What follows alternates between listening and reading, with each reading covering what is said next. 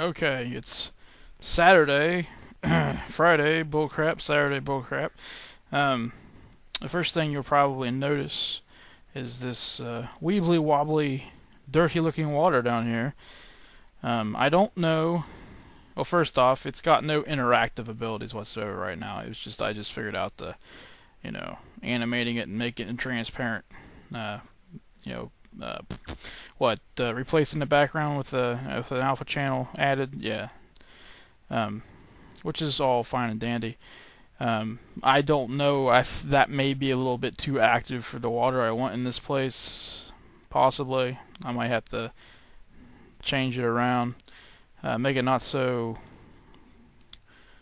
moving on the top there, but yeah. Anyways, let's see, that's new. How do I get out of here? Well, hell, I don't know. Maybe if I just punch this block here.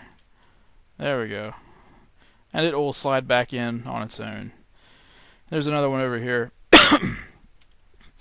That was kind of an accident. I forgot about the jumping height when I made these little dips here, but it gave me an opportunity just to quickly test out, a special block that would react if you hit it.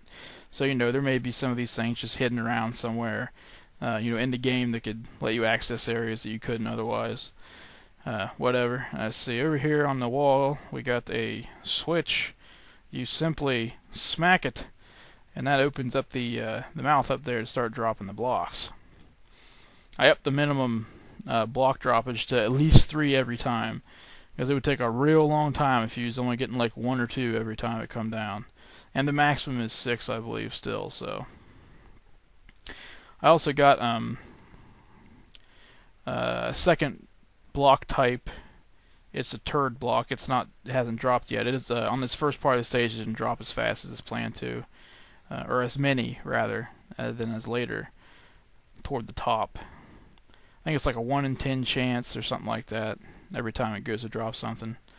But we should be seeing one soon, I'd think. Oh yeah, I also got the being hit by a block from above. These blocks are like weak blocks, so you barely recoil when you get hit by them, and it doesn't do any damage. All it would do is like slow you down just a tad if you're in the process of moving. It may, stop you from, doing a wind up for a power hit. Yeah, see, it, does that kind of thing. Oh, come on, where's the freaking, jeez Louise. This crap like this always happens when you're actually recording.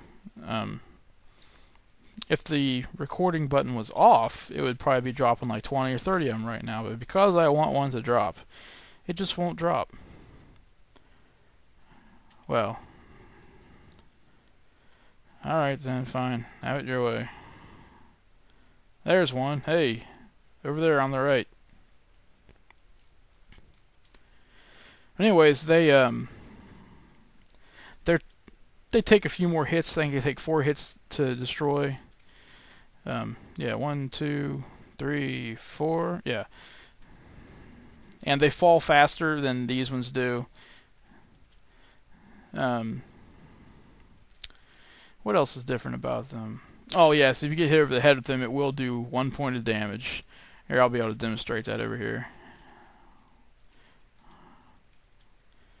Yeah, see, boink, boink. Plus, it'll also stun just for a little bit longer. Yeah, see, and what I did was I animated the whole entire, stun animation, and depending on how big the block is or whatever, it will start playing the animation further back toward the beginning. So, like the heaviest block in the game that does the most damage would do the entire animation, and it really does slow you down when you're moving. So, if you were like underneath a bunch of blocks like that, you probably wouldn't want to get stuck because you probably want to get nailed over the head a couple times before you get out, which is the idea. I think that's all. I think that's all for you got the shaft right now. Okay, I will move on to the next thing.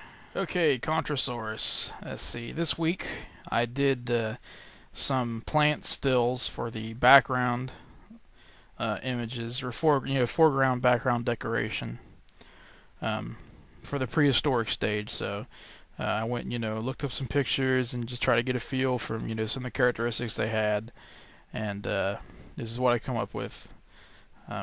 These giant, weird, heart-shaped things, and some kind of, ferny-looking deal with some purpley hoosits, and some weird half-cactus, half-tree thing, and some, pre-palm tree dealios.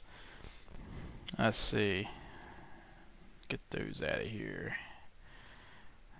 Let's see. This is for a cutscene sequence in the game where the ghost of Abraham Lincoln appears to Contrasaur and tells him about Robo Reagan's evil plan. So, yeah, I like doing this one. This one was fun. I found a good picture of the monument online, and I just trace outlines, some select lines, and colored the back part in there, and did my own highlights and shadows on it. Let me get rid of this here.